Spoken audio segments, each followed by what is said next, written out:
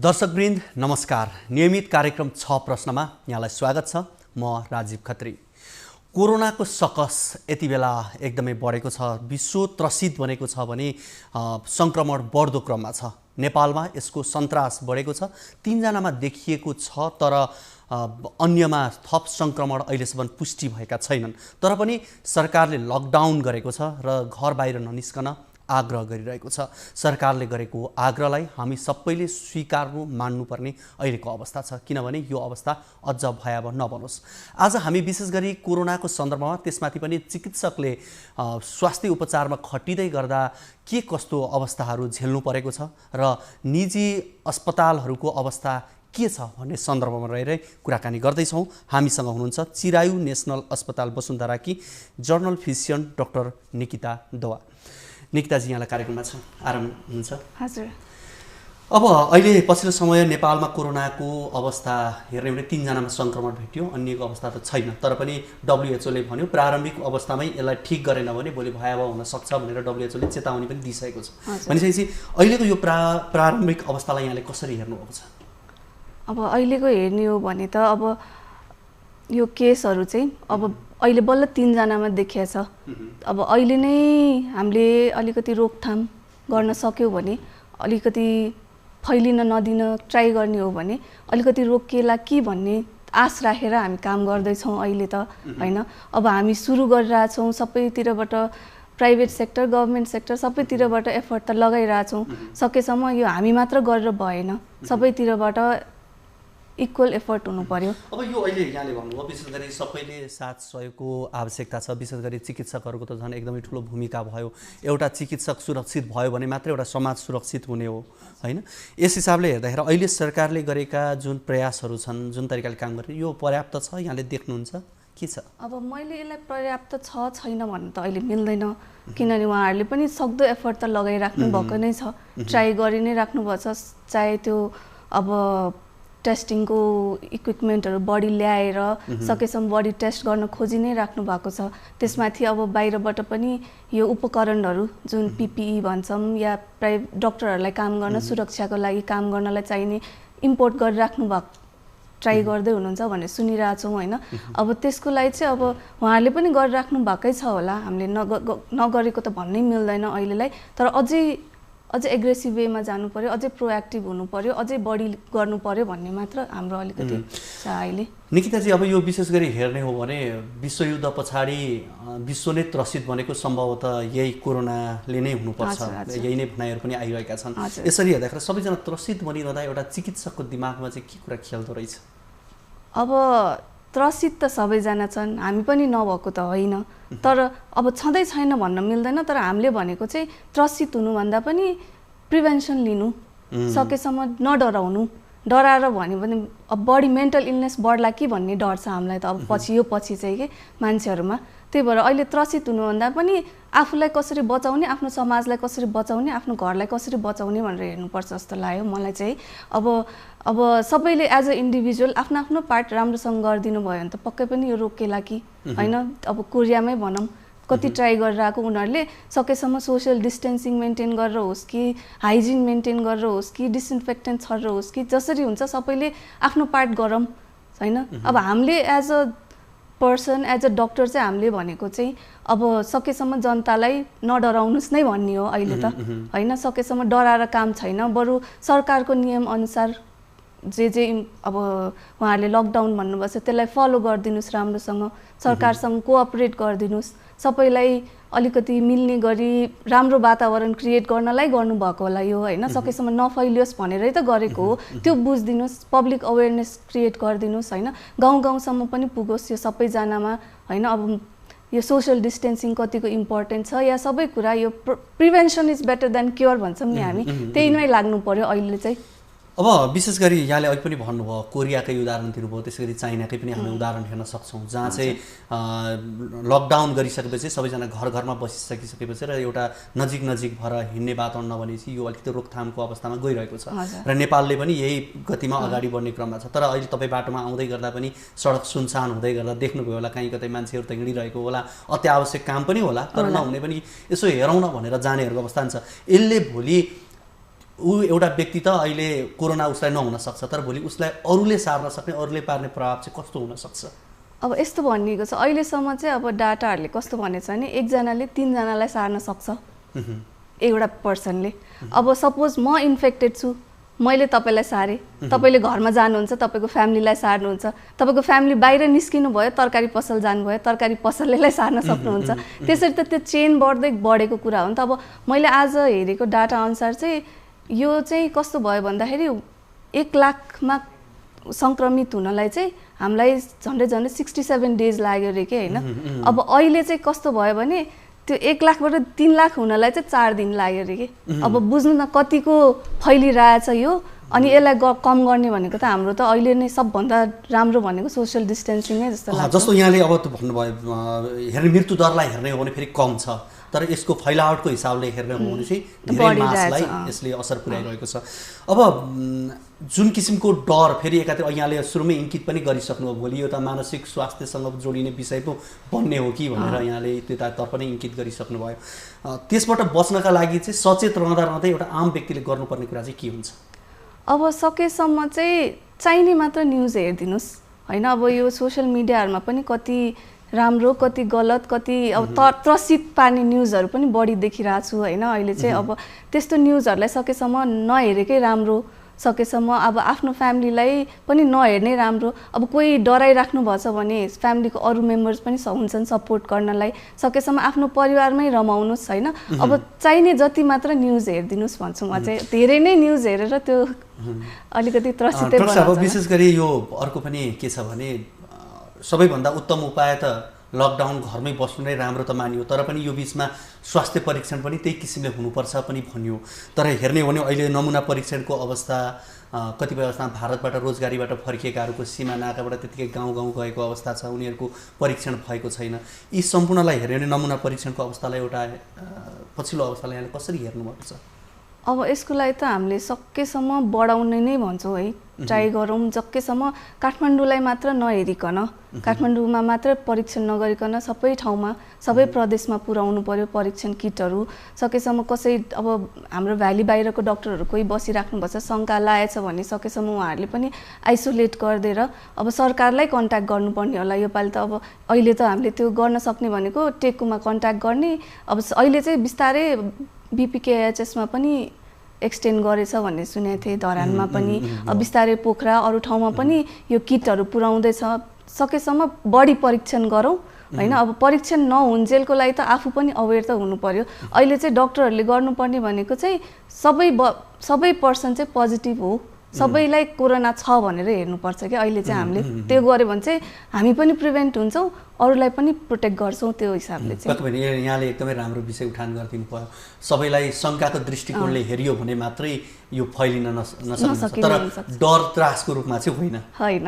डर त्रास त होइन, प्रिभेन्सनको लागि मात्र भन्न खोजेको। अब अहिले पछिल्लो समय हेर्ने हो भने सरकारी अस्पतालहरूले चाहिँ आफ्नो सक्रियता बढाए। सरकारी अस्पतालमा चाहिँ काम जनताका लागि खुलेका, वास्तवमा सरकारी नै रहेछ है, निजीले चाहिँ यत्रो पूर्वाधार थियो भनेर भने पनि जुन रूपमा अगाडि आउनु पर्थ्यो त्यो आएन भनेर पनि आरोप लाग्ने गरेको छ। विशेष गरी यहाँ चिरायु नेसनल अस्पतालसँग सम्बन्धित पनि हुनुहुन्छ। कसरी यहाँहरूको अस्पतालले चाहिँ कसरी काम गरिरहेको छ? अब हाम्रोमा पनि सरकारीले मात्र गरिरहेछ भन्ने चाहिँ म मान्दिनँ होइन।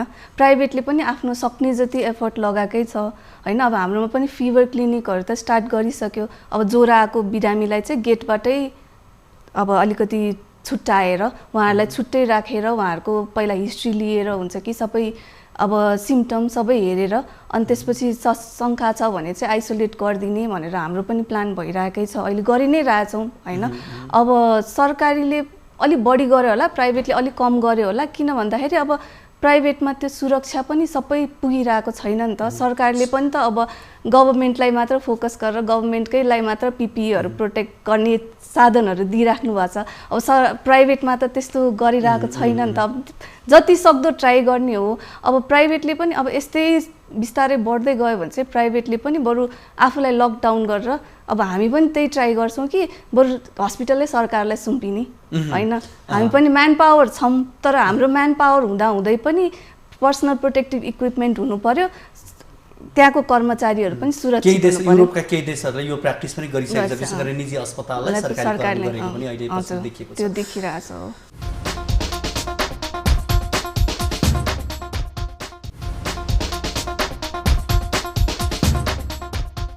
डाक्टर चिकित्सकहरूको भूमिकालाई चाहिँ यहाँले कसरी हेर्नुभएको छ, अहिले कसरी खटिएको अवस्था देख्नुहुन्छ? अब अहिले खटिएको भन्दा पनि मैले चाहिँ यो कुरा ल्याउन मन लाग्यो है, इटलीको अहिले यस्तो महामारीमा इटलीमा यति धेरै, अब इटली भनेको त वर्ल्डमा सेकेन्ड थर्डमै पर्छ हेल्थ फेसिलिटिजमा होइन। अब त्यहाँ चाहिँ मैले वर्ल्ड ब्याङ्कको डाटा हेरे अनुसार चाहिँ 2017 को डाटा अनुसार चाहिँ हरेक 1000 पेसेन्टलाई चाहिँ त्यहाँ 3टा डक्टर अभाइलेबल छ अरे कि इटलीमा चाहिँ होइन। अब नेपालमा के छ, हरेक 1000 पेसेन्टलाई एउटा डक्टर पनि अभाइलेबल छैन है।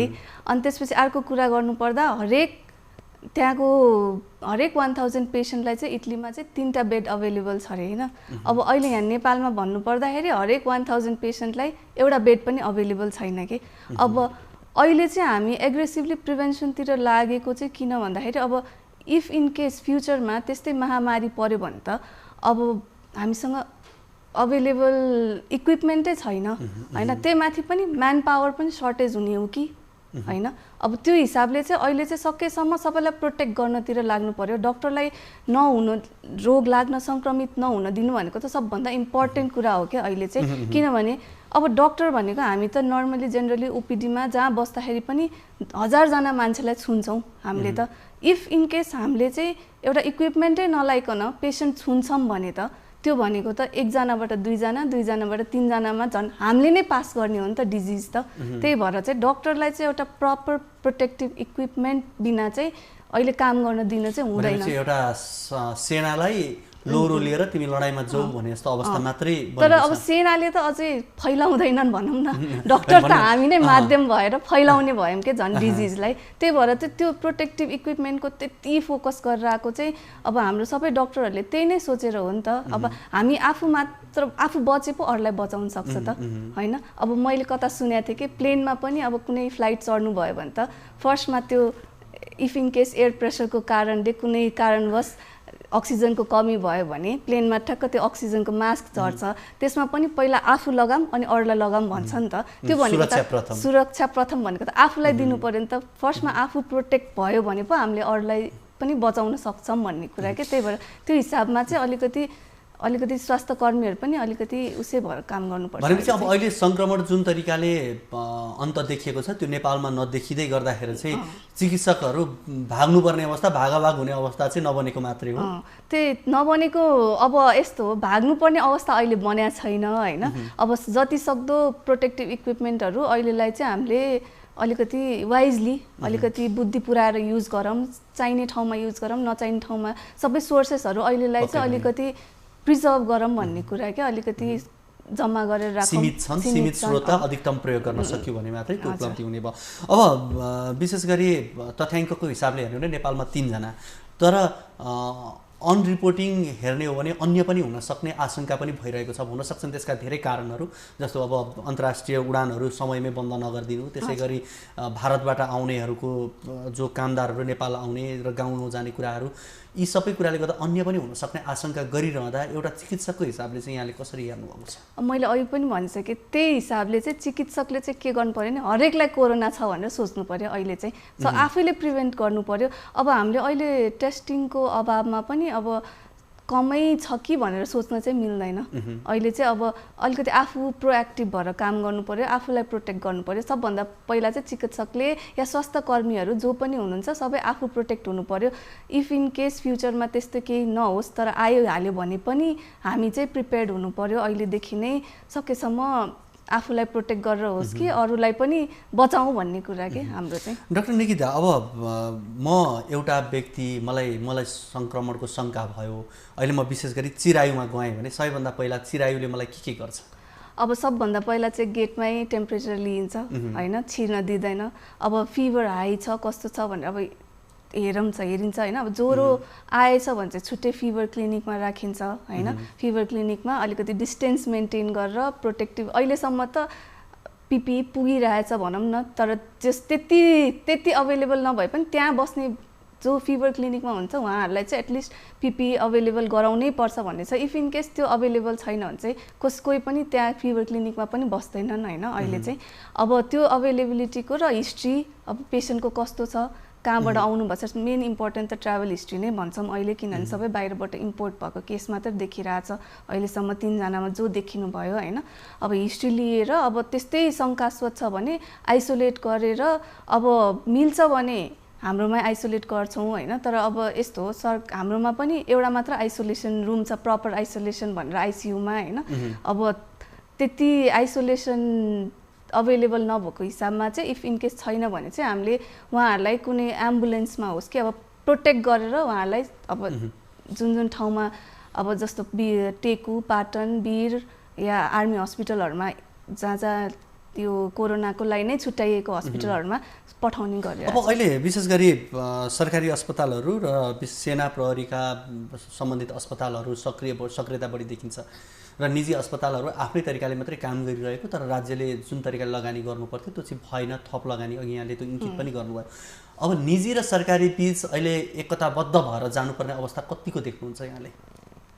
होइन अहिले चाहिँ अब त्यस्तो फैलिएको छैन भनौँ अहिले। तर पूर्व तयारीको हिसाबले चाहिँ अब सकेसम्म अब यस्तो हो, एउटा बिरामी त्यो हस्पिटलमा एन्टर गर्ने बित्तिकै त त्यो हस्पिटलै सबै इन्फेक्टेड भयो नि त होइन। त्यही भएर सकेसम्म चाहिँ अब सरकारले नि कसरी प्रोटेक्ट गर्ने, कसरी त्यो प्लानिङ राम्रो गर्नु पर्यो अहिलेलाई चाहिँ होइन। अब मिलेर अब निजीलाई पनि सरकारीमै कन्भर्ट गर्ने कि म्यान पावर कसरी खटाउने त्यो भनेको चाहिँ अहिले प्रपर प्लानिङ भएर प्रोएक्टिभ भएर सरकार र निजी सबै मिलेरै गर्नुपर्छ जस्तो लाग्छ अहिले चाहिँ। अब अघि यहाँले इटालीको उदाहरण पनि दिनुभयो। इटालीको जनशक्ति, त्यहाँको पूर्वाधार त्यहाँको छुट्टै किसिमको छ। अब नेपालको आफ्नै किसिमको छ, आफ्नै गतिमा अगाडि बढिरहँदा अब सङ्क्रमणले छोइसकेको त छैन। तर तपाईँको अध्ययनले ती देशहरूमा गरेका प्र्याक्टिस र नेपालमा हुन सक्ने भोलि सम्भावित अवस्थालाई कसरी हेर्नुभएको छ यहाँले? अब इटली भयो होइन, अब आज मात्र सुने चाइना इटली सबैलाई जितेर चाहिँ अमेरिकाले जितिसक्यो। अहिले 85,000 पोजिटिभ केस आइसक्यो अमेरिकामा। अब त्यस्तो जहाँ चाहिँ भौतिक पूर्वाधारदेखि लिएर सबै इक्विपमेन्टहरू पुगेको ठाउँमा त त्यस्तो छ भने अब हाम्रो कन्ट्रीमा चाहिँ अलिकति गाह्रै पर्ने हो कि जस्तो लागिरहेछ होइन। तर अब जति सक्दो हामीले नि एफर्ट लाउने हो, ट्राई गर्ने हो। अब कस्तो हुन्छ त बिस्तारै हुन्छ। निकिता, पक्कै पनि यहाँले जुन जानकारी गराउनु भयो र चिकित्सकहरूको अहम भूमिका र समग्र नेपाली जनताको भनौँ आम विश्वकै जनताको आम भरोसा भनेको चिकित्सकहरूतर्फै छ र यहाँहरूको सुरक्षित तवरले काम गर्ने वातावरण बनोस्, यहाँहरूलाई शुभकामना। हजुर, मलाई धेरै धेरै धन्यवाद होइन, तपाईँहरूले यहाँ आएर यसरी बोलाइदिनु भयो। म चाहिँ अब यहाँ यो थ्रु चाहिँ पब्लिकलाई एउटा हम्बल रिक्वेस्ट गर्न चाहन्छु होइन। प्लिज तपाईँहरू चाहिँ अब फलो गरिदिनु रुल। लकडाउन भनेछ भने त्यही अनुसार तपाईँहरू फलो गरिदिनु भयो भने चाहिँ सोसियल डिस्टेन्सिङ, यो ह्यान्ड हाइजिन प्र्याक्टिस सबै कुरा जुन आइरहेछ अहिले त्यो फलो गरिदिनुहोस् प्लिज। अनि त्यसपछि अब जुन एयरलाइन्सहरूको अस्ति आयो नि जहाँबाट आउनुभएछ, आफू कहीँ विदेशबाट आउनुभएको छ भने चाहिँ नलुकाइदिनुहोस् होइन। आफ्नो मात्र कुरा होइन, त्यो तपाईँको घर परिवार सबै जनताको समाजको कुरा हो। त्यसलाई चाहिँ अलिकति ध्यान दिएर हेरिदिनुहोस्, अलिकति केयर गरिदिनुहोस्। हुन्छ, धन्यवाद यहाँलाई। दर्शकवृन्द, आजको 6 प्रश्नमा हामीले विशेष गरी चिकित्सकहरूको अवस्था, उहाँहरूले काम गर्ने वातावरण के कस्तो छ, त्यसै गरी निजी अस्पतालहरूले के कसरी काम गरिरहेको छ भन्ने सन्दर्भमा रहेर कुराकानी गऱ्यौँ। आजको कार्यक्रमको निर्धारित समय सकिसकेको छ। भोलिको कार्यक्रममा हामी नयाँ अतिथि र नयाँ विषयसँग रहेर कुराकानी गर्न आउने नै छौँ। तबसम्मका लागि बिदा दिनुहोस्। हवस् त, नमस्ते।